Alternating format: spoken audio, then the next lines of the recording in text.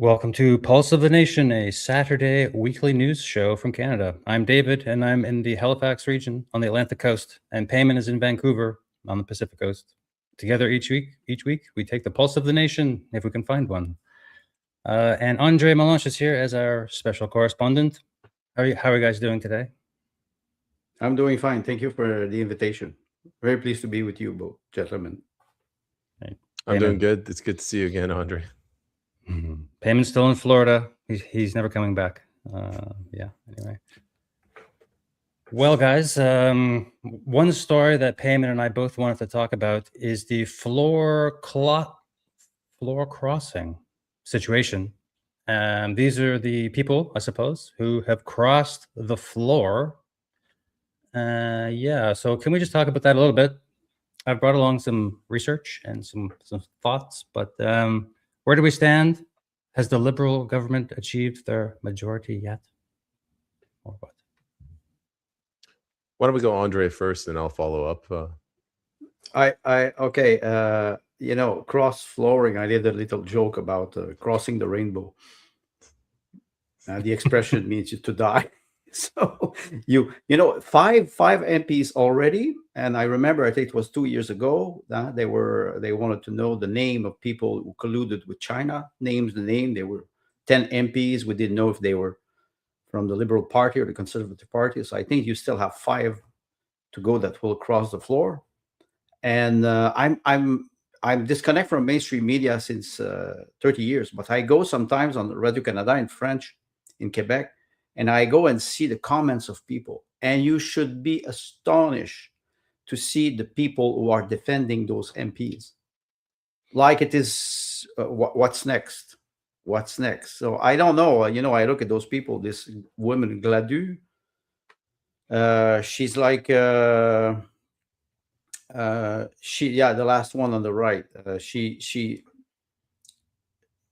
was what? She was a Liberal, and the one on the left, I forgot his name again. He said that he did a joke yesterday at the convention in Montreal, and he said, "I don't know if I was a conservative in my heart, or if I discovered my true identity." A very bad joke. So, but I'm not surprised, because most of the MPs are mediocre people. They're not there to represent people. So I'm not surprised at all. Yeah, from Andre, so you say you were listening to the people talking on French CBC, and the things were shocking. I sometimes wonder if they're just paid actors, like paid activists, just to come out to... It's the same way that they manipulate the polls. They do this during the election in the debates. The candidates bring their own people to ask questions to frame the narrative. And I don't watch legacy media. I'm usually on social media, and I saw the same garbage. People were coming out and they saying, no, what Gladys did is not wrong. People vote for the candidate, not the party. This is perfectly acceptable. And to me, that seems like they're paid by somebody to spew that garbage. Well, what I'm saying is maybe it was always garbage. It's not just a social media phenomenon. Yeah, it seems like the conservatives and the Liberals and the NDP, in my mind, they seem quite different in their views of the world, if you like. Their politics are quite different, even opposite in many things, in some sense, or they're supposed to be. So in my mind, when I see all the switching of, like, NDP switching to Liberal, Conservative switching to Liberal, it's like, well, you just drop your... Like that woman, the most recent one, she was like a pretty far right, they say, conservative. Very conservative. And just for about 10, 20 years or something. And just overnight, she just walks across to the Liberals. And even like they're quoting her even like last week as saying like some pretty very, very conservative points politically, to just a complete 180 shift. So I find that interesting in what I've read. That's one thing people are bringing up. And of course, blackmail is the big topic these days, isn't it? But I mean, you have to wonder. A quick turnaround like that, I mean, maybe they dug up some dirt. Apparently, she's also an engineer who worked for Suncor, the big oil company, for like 20, 21 years. So she's connected. Anyway, some details about her. Well, but philosophically, look, correct me if I'm wrong. I think in her statement she said that she benefited from the switch. How, we don't know. And I think Mark Carney said in his press conference, he said that she will not discuss pro-life and pro-choice, her pro-life position. Of course, she goes from one side of the spectrum to the other, which are totally opposite in theory. So she's benefiting from it, and she said that all her constituents are benefiting too from it. If I would live in this writing, I would say, okay, send me the check. Perfect. That's a perfect example, Andre. That's a perfect example. Well, what else can we learn about it? Not much, I don't think. Except for, I would like to point out this photograph right here. This is the group of them who've done it somewhat recently. But the guy first in line, he's from right here in my neck of the woods, Nova Scotia, the guy with the poppy. And I thought, oh, I recognize him. He's one of those floor crossers, hey? Well, I thought, let's take a closer look. He's been around a long time. He's done a lot of things, but he's a salesman and a radio host, primarily. Okay, now he's a bigwig in the... He's a speaker also. He's held a lot of positions. He's a very high level politician. Been around a long time. I don't know what a shadow minister of this and that, shadow minister this, shadow minister that. I don't know what the hell that stuff is, but I have a clip of him, and this was the whole point of this whole thing. And I was thinking, where did I see this guy before? Watch this. This can't be good. Yes, questions and comments. The honourable member for Oshawa. There he is. See, he's a speaker. Thank you, Mr. Speaker, and I listened to my colleague's speech. I had a constituent that wanted me to ask a question about outside interference to our democracy. Klaus Schwab is the head of the World Economic Forum, and he bragged how his subversive WEF, World Economic Forum, has quoted infiltrated governments around the world. He said that his organization had penetrated more than half of Canada's cabinet. And I was wondering, in the interest of transparency, could the member please name which cabinet ministers are on board with the WEF's agenda? My concern is the deputy. Order. I know that the member was in a really good question there. Oh yeah. The audio is really bad, and the video is really bad as well. And I apologize. I don't know if the member. Okay. Let's try again. The honorable member for James Bay. Okay. Mr. Speaker, that member was promoting open disinformation. That's not debate. We have to call out disinformation. We'll get into debate again. The honorable member. Okay, so they move on. They move on. Thank you, Mr. Speaker. Okay, so then right back to the flow. They just move on. That's him. That was 2022, 2023, something like that. No, he went from Nova Scotia Parliament up to that level, being a speaker during the COVID stuff. You could see it was probably during some of those weird lockdowns because there's hardly anyone there and they're all wearing masks. And that's when all that was ripe on people's lips, the World Economic Forum and Klaus Schwab in that famous clip. And he brought it up. And the guy was like, whoa. We cannot even hear you. And I was like, no, we can't. Actually, we can. We heard that question. We want it answered. Anyway, I love that. So this is the ilk. This is who they are, these people. Oh, yeah, sure. Dirty. Dark. This is dark stuff, man. He knew what that question was about. And he shut it down. He should have answered it. Yeah. That was They did the same thing. They did it to Newt Gingrich on Fox News when he brought up George Soros. But they were more transparent. They're like, oh, we're not allowed to talk about George Soros. That's free speech in the United States. they say it live. What I just noticed something. You say 2022. Don Tremont was not wearing a mask first, and I think Peyman, you're right. You know, you were mentioning people who are paid. When I go on the website of Radio Canada and I read the comments, it's always the same name. always the same name, whether the topic they will is in the article. It's always the same name. It's like in alternative media, all those bots. Now it's quite funny because every time you have a comment that is against or criticizing what you just said, you just look at the follower and who they follow. 20 to 0, 50 to 10, and it's quite funny. And you comments are so awkward. What is annoying on social media, for example, is that you have to go through this shit to be able to read something intelligible. The rest, it's complete noise. And I think we live in noise now. They're not answering question. And yes, the picture is so nice. I think she had a blue dress 3 weeks ago. And that red. And now she switched for a red dress. Oh boy. It is just incredible. Can I add one more thing? Sure. What we're living through is almost a crisis. And British Columbia saw this first. We had an election in 2024 where you had an actual Conservative Party, and they started kicking out the Conservatives. And then the Liberal Party in BC imploded, and they started taking on the Liberal candidates, saying, well, they're electable. They're going to increase their chances of winning. And it got to the point where it was it wasn't even a hostile takeover. It was a very quiet, soft takeover. And now we have another Liberal Party. And kind of what I'm trying to say is that there's a conflict of there's no faith anymore in our electoral system.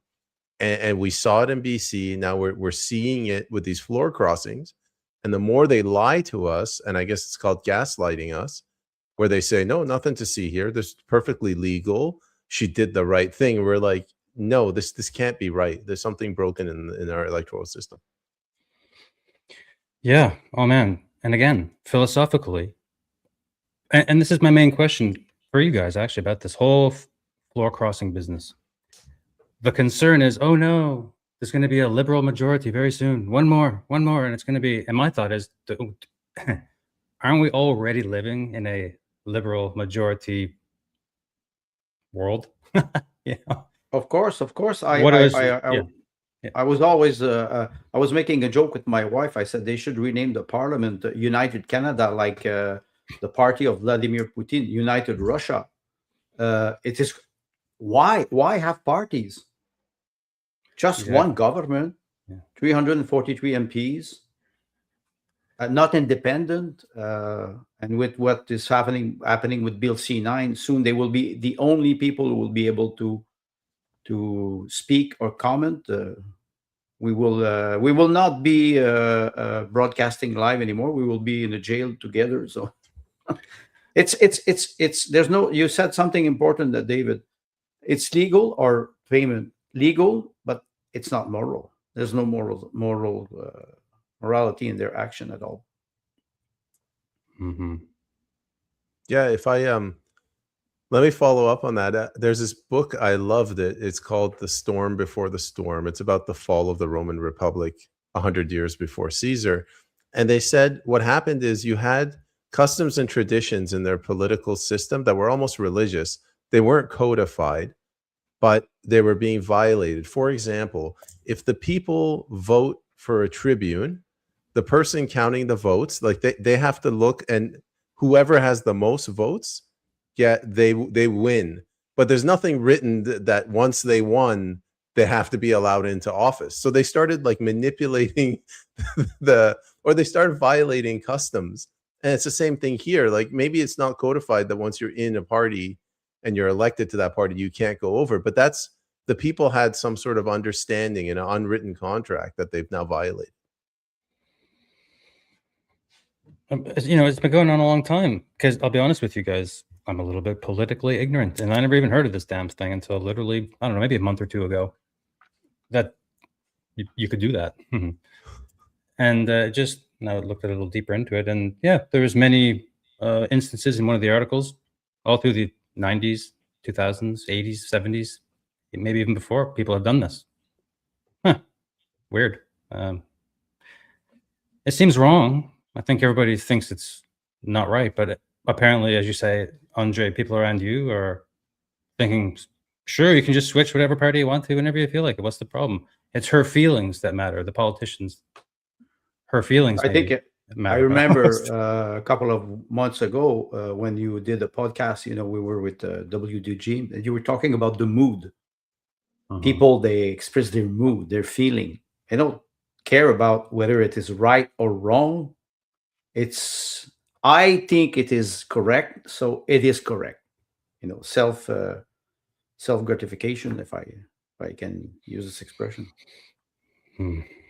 Yeah, there's one other thing. The reason it's undermining the concept of voting.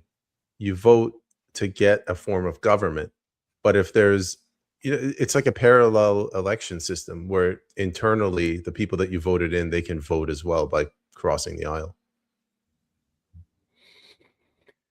I don't like it. Let's listen to these goofballs talk about it. It is a great pleasure to welcome Marilyn Gladu to, and we'll do it officially. Yes. So this is a handshake in English. Officially to the Government Caucus and to the Liberal Caucus. Marilyn has tremendous experience in business as an engineer, international business experience, and 10 years, 4 elections of experience in Parliament, and one of the most collaborative members of Parliament, working across party lines on important issues, and really dedicated to her electors in Sarnia, Lambton, Baie-Coteau, which I am informed rightly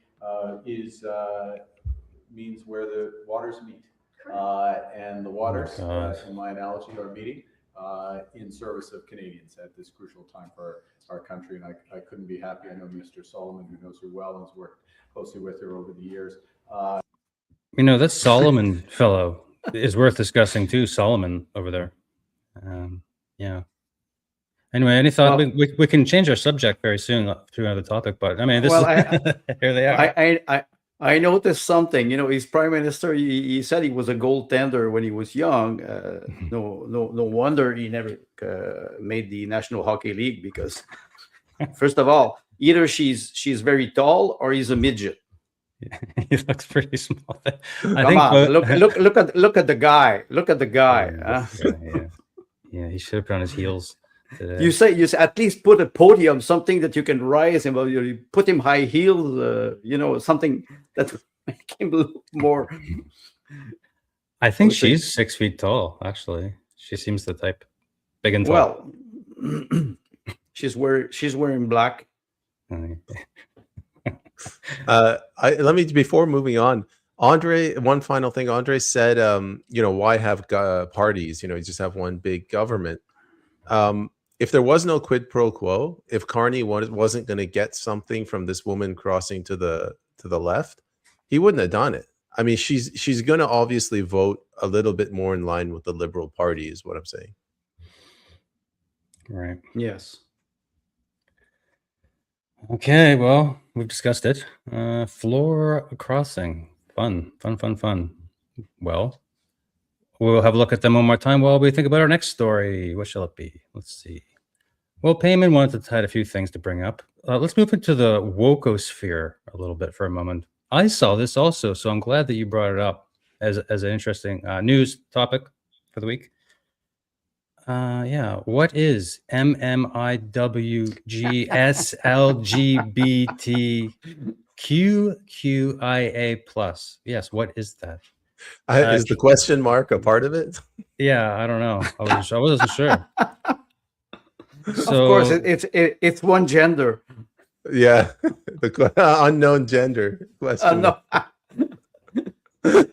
my God! They're using all the letter of the alphabet. I was suggesting that maybe they use Chinese characters so that they could, increase the combination of this.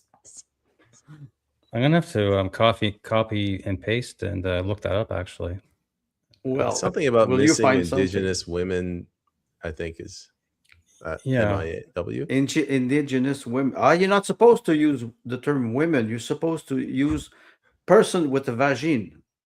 Women, it is women, man. Why are they still using this? You know what? Originally, it was MMILGBTQ and then again LGBTQ, but it got too long. So they went with women. My goodness, it's quite controversial. I guess everyone's been talking about it. I've departed from social media about a month ago, but still I snoop around in just the regular news. And this I saw this, yeah, missing and murdered. That's what the MM. I like the news reporter Marnie Rose McFall. Is she an influencer from Dubai? Well, it's all in here actually. If we just scroll down, Wait. Just go up a little bit. Up. A little bit more. Wait. No money had been provided for the ongoing genocide of MMIWG. There's a genocide. Wow. Yeah. Wow. There's big terms in the culture war. I've noticed this. Like the people on the right will say, "Oh my God, it's a communist Marxist situation coming down the pike," and then the people on the left, these people would say, "Oh my God, it's going to be a fascist Nazi genocide coming at us." And this is very inflammatory. All this stuff. Peyman, how did you end up finding this? Oh, it pops up in my social media feed, which is why I brought it in. I think this is intended to divide people, to get people angry. It's just, I think they're so there's a floor crossing and they're like, holy crap, the people are waking up. They're starting to realize that this whole political system is garbage. Let's get them distracted with something. You see the question mark is asexual people. So I fit in this category. Oh Jesus. Well, I guess I think from the news stories that I read, it's sort of just a federal or whatever organization who would get money from the government. But yeah. You see, payment critical thinking, and David, you are in the queue, the second queue, questioning. I'm questioning. Questioning is not possible. They need to get a marketing firm to come in and say, guys, like, you can't fit this on a bumper sticker. We need to shorten it. Make the bumper bigger. It can fit on the side of a boat. And people, they have time to either write this crap and I would say read it. Or is it the AI that is reading the article, writing the article? Well, last time we talked about Kafkaesque. We started our show last time with just looking at the definition of that term, Kafkaesque. And in many ways, the woke whatnot agenda really is just falling apart a lot. And we saw it at the NDP convention. Convention, yes. Yeah. So this is this MM whatever, all this murdered, missing people. Yes, that's a bad thing. We got to sort that out, definitely. But I think like $7 billion is what they want, or whatever. So also the organization itself is a little bit money driven and ideology driven. I mean, I don't know what they're going to do to solve those particular problems. An oncoming genocide or whatever. I mean, I don't know. None of it makes sense. It's Kafkaesque, the whole fucking thing, really, isn't it? In some sense. It's one big grift. Andre, I shared with you that article by Leighton Gray. And he said the money that the federal government is giving to the First Nations is greater than our defense budget. Or put another way, our defense budget, we can't afford a defense budget anymore. Are they providing tampons to the? They're not cheap, man. They're not cheap. Those men need tampons every day. Oh man, Canada is a laughing stock everywhere around the world, except for the Freedom Convoy. This is where I think Canada was recognized, but after that, it started to decay very fast. Yeah. Well, moving right along, I guess with a good segue, Native American, I guess, issues, whatnot. We've talked every week. I've been updating Peyman on this story happening around here. The cannabis cartel, the reserves are selling weed, which is legal in Canada anyway. Plus, it's their own land; they should be able to sell it. But no, the Nova Scotia government has literally cracked down, stolen their weed, and is preventing them from selling it, and so on. So it's a bit of a big story. They shut down the highway in 3 different locations here over the last weekend. There's a short clip of some RCMP vehicles that have been damaged. Nova Scotia Oh, over here. that's okay. and the Bolidec First Nation. All 7 cars were vandalized 7 the night cars. before. Bolidec leadership said on Saturday they do not condone vandalism and anyone with information should contact authorities. Councillor Isaiah Bernard says the people who damaged the cars Look right outside the weed store. Weed. are not from the community and will be banned. So anyway, I guess just with regards to the update to the story would be this here. Nova Scotia passes a bill. It's reached the 3rd level. I don't know how many levels it takes to pass a bill around here, but it's reached the 3rd level in this story.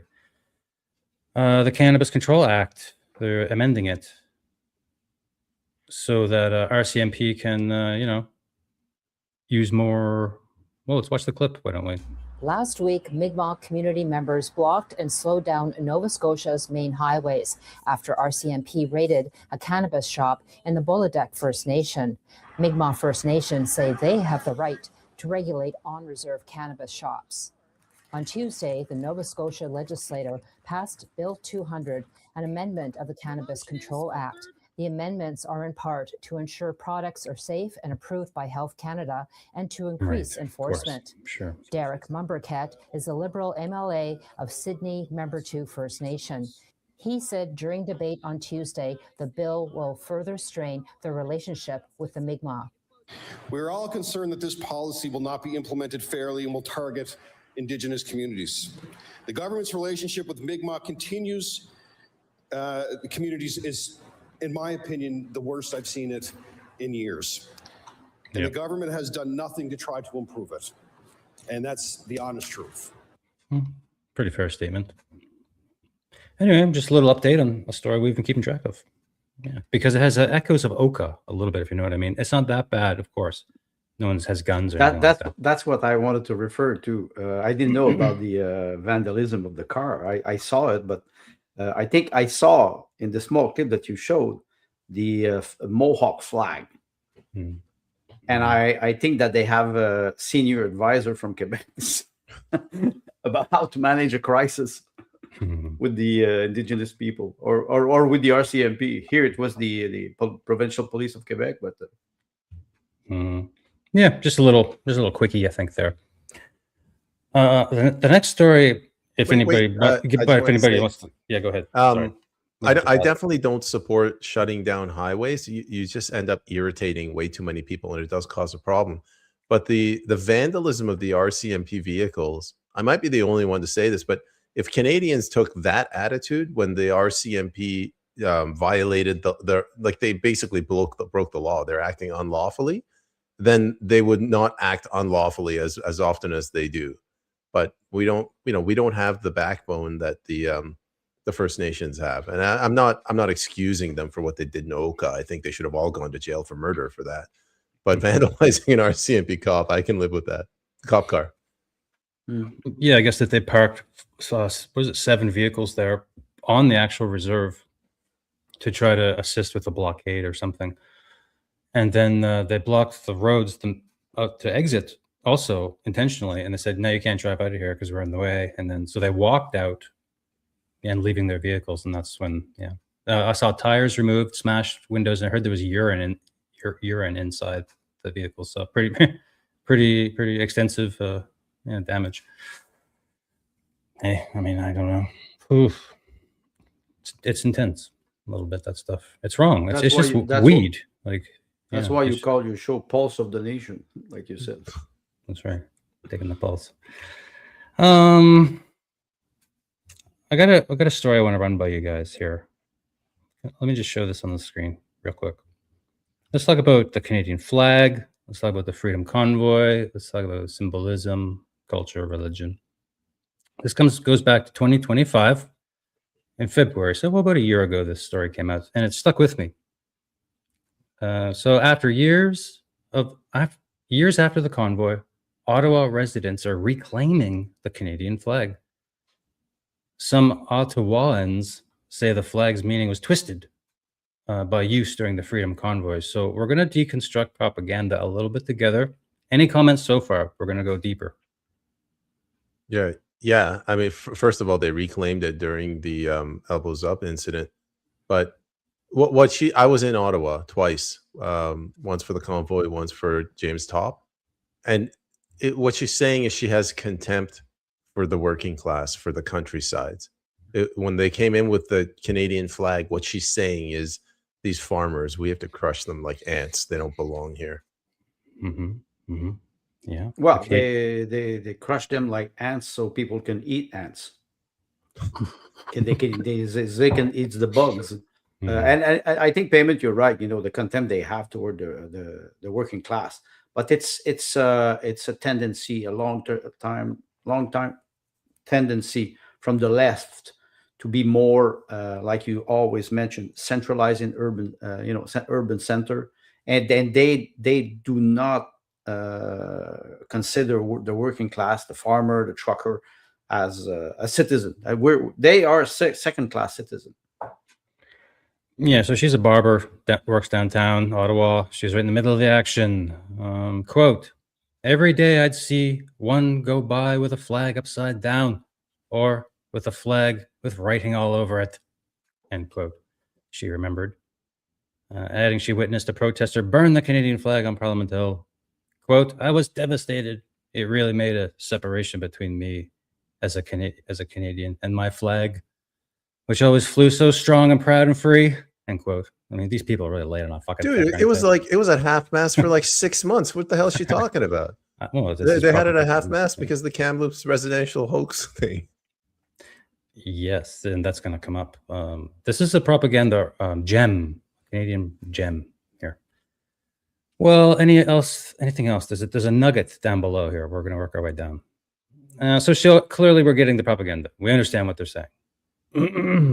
That the Freedom Convoy, the Canada flag, meant the big racist thing, right? Of course. And real Canadians like, oh my God, they hijacked our flag. Look, it says. So this is the propaganda narrative they're spinning here. And people are happy that, Elbows Up has come back, Mark Carney's back, and we have reclaimed our flag from the right wingers. Or, they're trying to play people against each other, Canadians against each other, fight over what the flag fucking means. This is very insidious and dark propaganda, actually. Well, it doesn't seem very difficult to pit everyone against each other. It's when you read this, I still wonder why people read this at all. Yeah. So now, this is a woman. Her name is Carmen Celestini, and she's a religious studies lecturer at Waterloo University. And Waterloo's very, very woke. They still have mask vaccine mandates there, probably. They were really bad during the COVID. So anyway, she's a cultist, and you can tell by looking at her also. But so she does a lot of research into conspiracy theories, right-wing Christian ideologies, and the Freedom Convoy, and all this stuff. So she's found something to grift on and has risen to prominence through COVID, What I want to do is just listen to her talk about this phenomenon. Here, Canada's flag has had an interesting trajectory over the last 5 years. So she's going to pontificate and notice if there's anything in the background that you find bizarre, since we're talking about symbols, culture, religion, and other things like this. The Canadian flag has definitely gone through a trajectory in the last few years. So if we think back when the grave sites were found at the residential schools, it was very close to Canada Day, and everyone was pulling back and saying we needed to listen to Indigenous voices, sort of engage with what the Canadian past was. And there were calls not to put up the Canadian flag and to take time to reconcile who we are and engage. But then the convoys happened, and we saw the Canadian flag with a swastika on it. We saw the Canadian flag upside down, which is a maritime thing saying that the country is in distress. And people really didn't want to be associated with the conspiracies and the right-wing ideas that were attached to the convoys. So they chose not to engage with Canada Day. But what we're seeing now is that with the threats from Donald Trump for us becoming the 51st state and annexing us, that people are really rallying around the flags. We can see it in our stores where grocery stores are putting up flags saying we're Canadian or Canadian-made products. People have created Facebook groups and social media groups to share what are Canadian products, very proud of who they are. And with our former prime ministers coming out and saying, raise the flag, let's say who we are, we can see that people are engaging with this. It's a new form of patriotism that's very different than the past. If you went to the United States, you would see American flags everywhere. Canadians were less performative. We were more about, look at our actions and who we are as a people. We're peacekeepers. Everyone was proud to put their flag on their knapsack and travel. We were known for being kind and polite. And now we are being very performative in our actions and putting the flag out and saying we are a proud people. We are multicultural and we are engaged with who we are and very proud of it. We're engaged with who we are. But can I just point out the pyramid with the eye in the fucking background that she put there on purpose? She understands religion, symbolism, the occult. Why would she do this? I think she doesn't understand religion. She manipulates words, and when she's talking about the performative language, like Donald Trump, I will stop the war in 24 hours. That's performative language. If I say I'm walking, actually, this is not performative. It is a declaration. But if I stand up and I say, I am walking, I'm doing something that I'm saying. That's the performative language. There's nothing performative in Canada. We're sitting back and we're watching a show that is very lousy. And she's not an expert in religion at all. She's gaslighting people. It's so easy. It's so easy in Canada. She would not be able to stand a debate on religion or theology or philosophy. She would not stand. And that's why, the Illuminati pyramid in the back, come on, it's staged. You just got to wonder. You just got to wonder. Like, she definitely knows that, someone's going to see this and think, they're going to know I'm in the, what or shit, this is going to piss off those right wingers. And indeed, it angers me a little bit, but not really. Oh my goodness. I'd just like to point out that this woman is a tenured professor. She's probably getting hundreds of thousands of dollars, and you can find people on social media that are more intelligent than her. Yeah, I just thought that was a bit of a fun one to look at, talking about the news, a little bit of Canadian news, Canadian talk over here on Pulse of the Nation. So I thought it'd be good to run that by you guys. Oh my God. Another thing. Yeah. The core of her argument was valid. I mean, you had one group of people that saw something in the symbol of the Canadian flag, and then you said that overnight that changed, and a different group of people rallied behind it. It's this urban-rural divide. So she's on the urban side because she knows which way her bread is buttered. Like farmers are not going to pay her hundreds of thousands of dollars to say the nonsense garbage that she says. Yeah, how can you hijack the meaning of a flag? I don't know. That's weird. Well, when she in her speech, when she associated the Canadian flags with the swastika. Yeah. Well, it's not. I think it is right in a sense. We're funding Ukraine, $25 billion. And you see the Azov sign in Ukraine everywhere. You see the swastika on the tattooed on people. Let's not be naive. Huh? Yeah, sure. and was the Freedom Convoy, was their use of the Canadian flag in some way Christian nationalist? Like, what was the debate over? Why did the truckers go? What was their main reason? Bodily autonomy, I guess, right? Was a big one, wasn't it? The right to work without the jab, right? I think well, that was 2021, the trucker were the savior of the country because they were bringing good in Canada. In 2022, they were the pariah. They had the plague, and they did the same thing with the nurse. Yeah, yeah, healthcare heroes, right? Yeah. From hero to zero. Well, we were talking about natural law, I think recently on this podcast.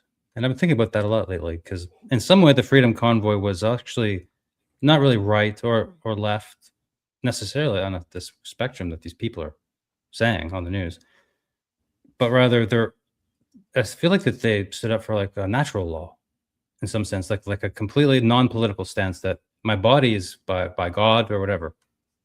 Everybody's born from a mysterious place and is made up of mysterious stuff. We don't know what's going on. And then we die someday. You can't just have an overarching group of people called government say that you can't do this, you can't do that, you can't cross this border, you can't do that. We're also going to charge you lots of money if you do this, that. And you got to inject yourself with something. We don't know what's in it. Who cares? Just do it, like, because you have to. Like the Freedom Convoy was like, all that stuff, no, this is wrong. And then the CBC comes out with these idiots saying swastikas and all this stuff. And it's just like, just calm the fuck down, first of all. This wasn't no Nazi shit. The convoy, no way. So that's my thought on that, I guess. That's my thought. Natural law. I think you're right. I just never at the time called it natural law. I said we had an unwritten contract, an agreement that got violated by the government. Later on, we all woke up and we're looking at it. We're like, oh, there's something in Section 1 of the Charter that says, reasonable limits. Well, it's not reasonable to violate everybody's laws because they won't take an experimental vaccine that you yourself are forcing them to take. Man, and there's a major logical problem back then that still we have to all live with it now somehow, that you have to take it to have your job because you're going to make other people sick at that place if you don't have it, right? This is the thing. Wasn't it? Am I wrong? This is the logic.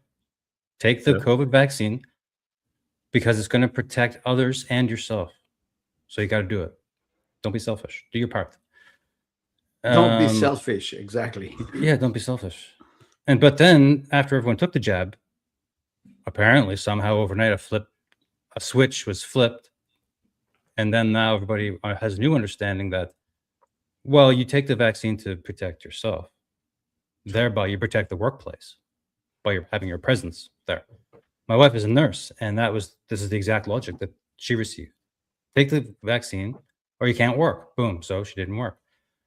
And then when they lifted the mandate, or actually no, they changed it halfway through. That said, well, now when the science changed, when the logic changed, they also changed what they have written. And then it said, you got to take the vaccine still to work because it protects you from getting too sick. So in some sense, you're protecting yourself so you can be there on the job. So it's still a mandated thing. So you see how they just changed all this over time? So this is a great tragedy for humanity. I think that this logical philosophical bullshit is so powerful. This propaganda campaign that we all have to live with it in this gaslit state forever, apparently. And those who truly believe it will still fight you over this for sure if you push them. So I don't know. Talk about Nazis. Can I let me paint a picture? Andre lives in the middle of nowhere in Quebec, and let's say for whatever reason, I hire one of my buddies to go a bodyguard, just stand in the hallway of his house, and he doesn't ask any questions. And then next year I put another one and another one, and then one day, like Andre and I, we get in a little argument, and I activate all those bodyguards. I'm like, don't let this asshole leave his house. And it's like that with Canada. Like we built this.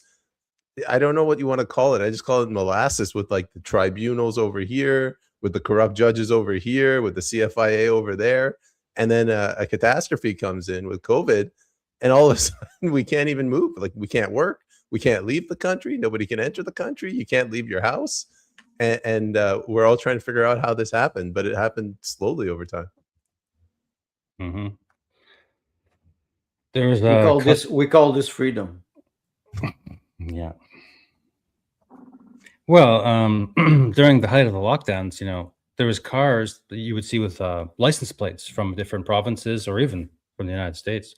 because here on the East Coast, we saw some New York license plates and stuff, and New Brunswick and other places. And you know what people would do? They would write mean letters and stick them on the hoods of their cars, saying, "Get the fuck back to your own state. Your license plate says not Nova Scotia. This is a lockdown. You're spreading germs." And then so there's an announcement on the radio, like in 2020, saying, "People just if you see an out of state or out of province plate, please don't vandalize or yell or scream or put notes on their cars, please." They had to tell us that on the radio. Also, don't touch your face. Back when that was a thing. Don't touch your face. That was another thing that just went away really quick. And I remember that one because when I believed COVID very strongly for 2 weeks, I remember my wife would come home from the hospital. I'd be driving and she would touch her face. And I said, "Don't touch your face." Seriously, man, that was a good one. I don't know why they dropped that all of a sudden after about a month anyway. Well, I have here, like Peyman said, I live in the middle of nowhere, but I have a well. So if they poisoned the well, they did not poison mine. Yeah, I got a well too, thank goodness. Well, guys, what else is on your mind? I got some other stories, but how you feeling? You want to move forward or not? Sure. Let's talk about ostriches again. Ostriches. I thought that this was an interesting story. It's recent. It's from only 1 day ago. The ostrich con. Arguments to save birds from cull in BC were based on falsehoods, evidence shows. The farm owners claim unique ostrich antibodies could cure bird flu, obesity, and hair loss. So just similar to the other story that we looked at about the flag and hijacking its meaning, this is an interesting story. Does anybody want to tell the listeners what happened? Just in brief. I think it was a pretty big story. Then I'll tell us more about this propaganda piece. Well, Peyman, it's your former province, so maybe you describe. Yeah, there was a bunch of birds, and the government came in and swabbed, and like 1 or 2 of them showed up sick, and they're like, "Well, we got to kill all the birds." And then there were people on one side, like myself, that said, "No, screw that. Get the government the hell out of farming." And then there were people on the other side that said, "No, the farmers are lying on their application form. They didn't dot their I, so we can't listen to anything they say." Yeah, that's a weird picture of them with the N95 there, I guess. Well, my understanding is that many, many months ago, there was a bird flu there. A few of them had it. And then a PCR at least showed that that's what it was. And then, let's see. Let me stop scrolling so I can explain this. And like 6 or 7 months went by battling this in the court. And scientifically, what I heard is that by that time, all the bird flu is gone anyway. And any of the birds that had it, they're immune now. Move forward. It's done. But this article, of course, is full on against all of this. And everything that those farmers ever posted on the media or anything any YouTuber ever said about them or anything, they're using in this article as weapons to say basically that these people are scientific nut jobs. They don't know anything. And they're saying all this stuff about vaccines and herd immunity. What do they know? So they had to go in. So they went in and shot all 400 of those animals on basically maybe fake science to prove a point, or I don't know what. Similar to this cannabis crackdown, it's like the cops, they're increasing their powers for the RCMP to go in there and really deal with them now. You push this government in any direction too far, you challenge their science. Who can sell the fucking weed and who can't, where it's legal in the country also. Where and when and who, on whose land. And then go shoot the fucking animals here and there. But all this bullshit, fake tests. It's like, this is not a good precedent, I don't think, in general, for a government to be doing all of these things we're discussing today. Sounds very fascist. Well, you're referring to the ostriches, but there's a lot of chicken who are slaughtered every year because of this. And I can refer to the Netherlands, and even in Russia now, let's say the Netherlands, they injected a vaccine or an hormone which called Boaver, and so cows will not fart. And now they're dying by thousands because of this. And this hormone Boaver it's a Canadian company. You have this in Netherlands. You had this in France. That's what there was a big protest in November, December, because they were slaughtering cattle everywhere in France, and they're doing it in Russia now. They're going in a farm. They're slaughtering thousands of cows, and it's a global tendency. They're attacking the livestock. That's what we have to understand, in my opinion, today. Peyman always mentioning, the antagonism between rural world and urban cities. People who go to the supermarket, they never see a cow in their life. They buy milk, they never know where it comes from. But one day it will just stop. Can I jump in, Andre? I was about to explode there. This rural-urban divide. The urban centers, the cities, they don't produce cows. But they do produce those vaccines that you said that prevent the cows from farting. And it goes like it's a voting block. The politicians know which side their bread is buttered. They know where their votes come from. Well, they're going to cater to the pharmaceutical companies who give them donations, but also just the mentality in an urban center. They look at a vaccine or a high-tech pharmaceutical company and they're like, wow, that's good. They look at this like fat, overweight white farmer in flannel and overalls with manure all over him, and they say that's bad. And the cow's farting, that's also bad. It's a bad situation. What I'm saying is where the politicians are looking at votes, not at God, I guess. Mm-hmm. Yeah. People don't trust nature. I mean, like, and I see this with the eggs. Like, I got chickens, and sometimes I say, "Hey, do you want a dozen eggs?" And they kind of, you can kind of get the sense that like sometimes people trust the white egg in the supermarket. They know it's bleached. They can trust like industrial standards of cleanliness with things, and it's like, oh, these birds that just run around and shit all over the place, you're gonna give me their eggs? But they don't realize. The quality of these two things are completely opposite. Also, one's actually good for you. One is probably definitely bad for you. Like, we don't understand real food versus toxic food. We're afraid of real food and real germs. Maybe that might be on that egg. Oh yeah, sure. Why not? They're good for you. Get some fucking germs on you once in a while.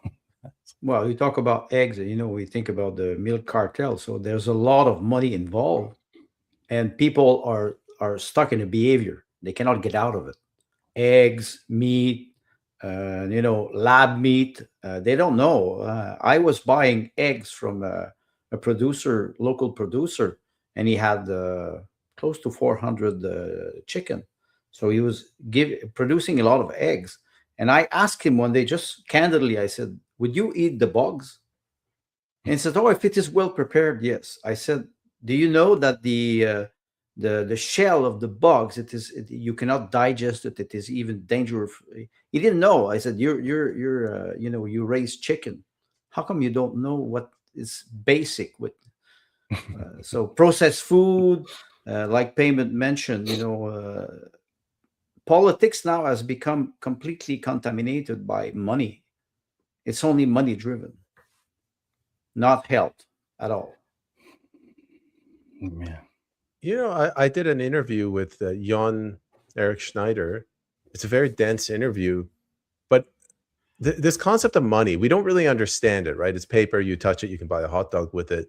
But what he's saying is when you move from the countrysides where people are self-sustaining, do-it-yourselfers, you build your own house, you build your own fence, you build your own well, to the cities where you have to, you basically earn a wage based on your labor, and then you get taxed on that labor. So when Andre say money has polluted politics, I really think it's the rural-urban divide. When you take people off the land where they're not taxed on their labor and you put them in the cities where just by payroll they are taxed on their labor, And then the government's like, well, now we have a tax base. We can go out and get bigger and bigger loans and go into debt.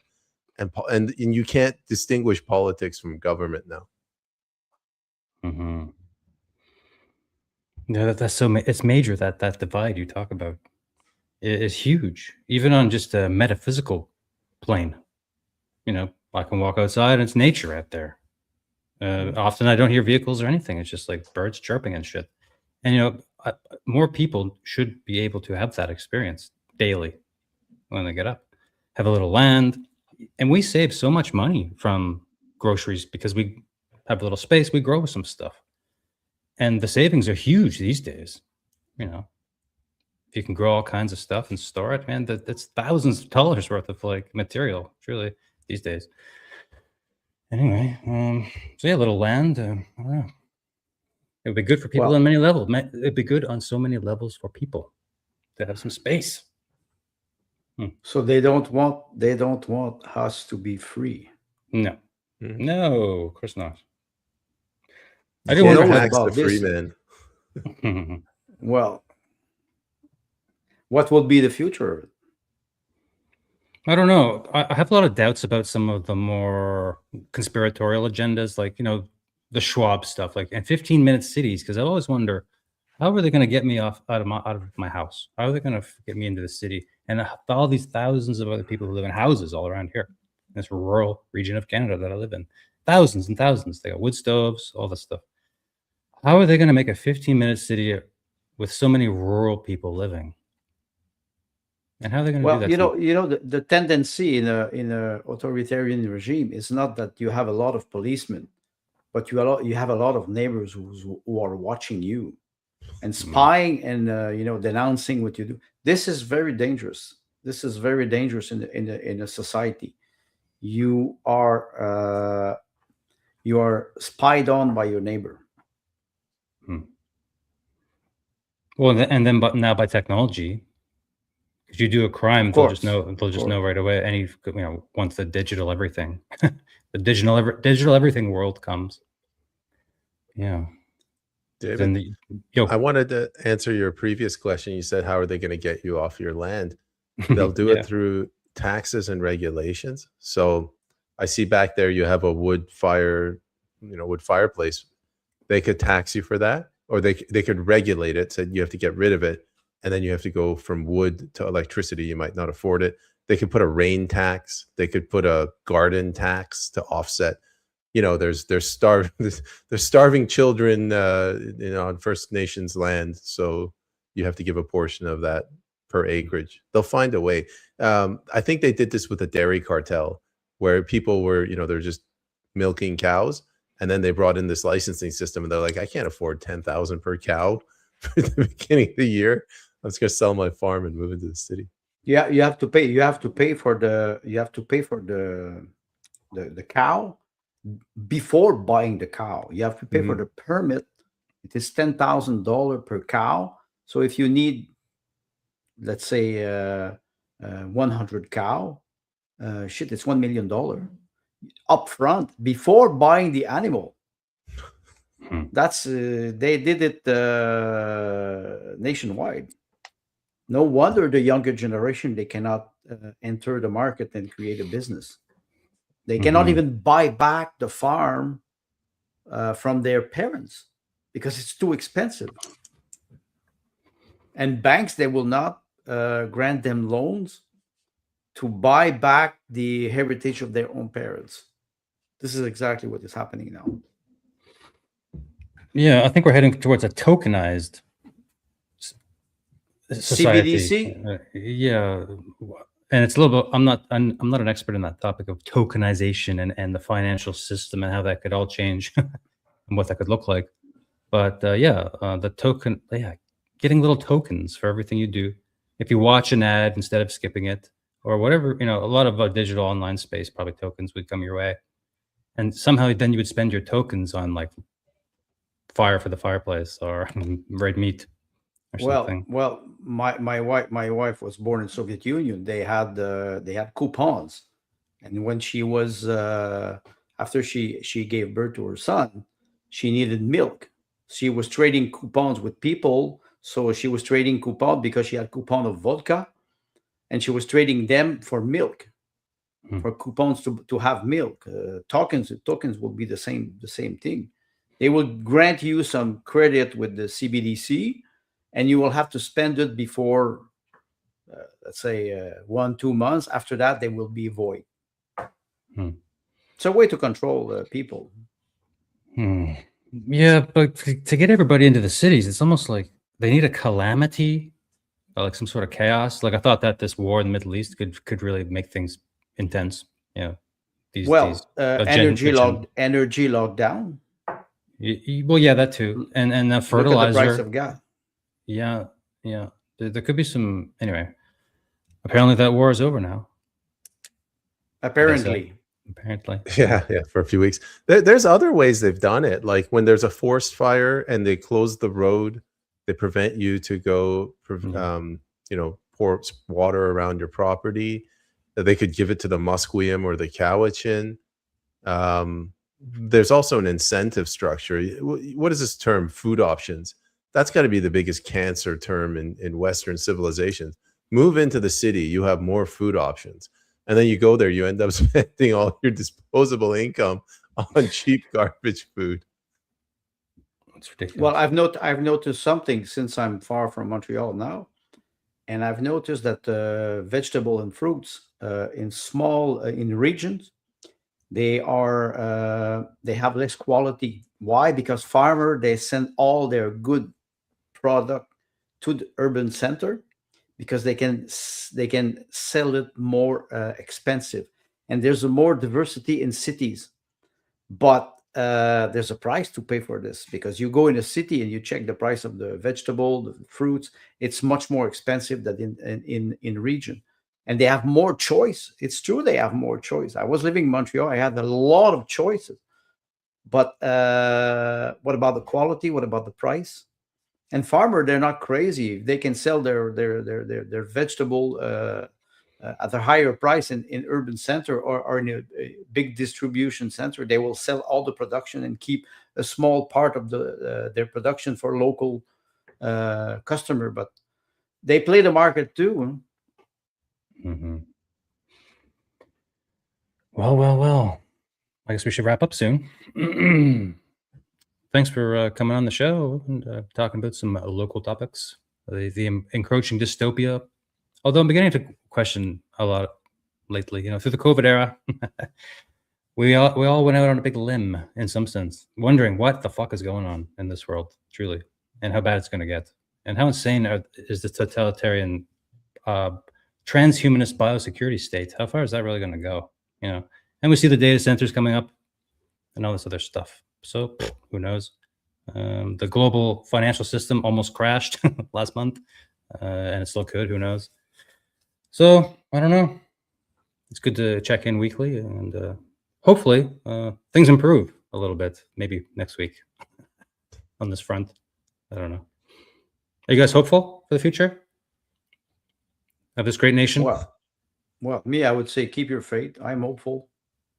Okay, good. Like my wife says all the time, you wake up in the morning, you open your eyes, says, I'm still alive. Okay. It's a good start. Yeah.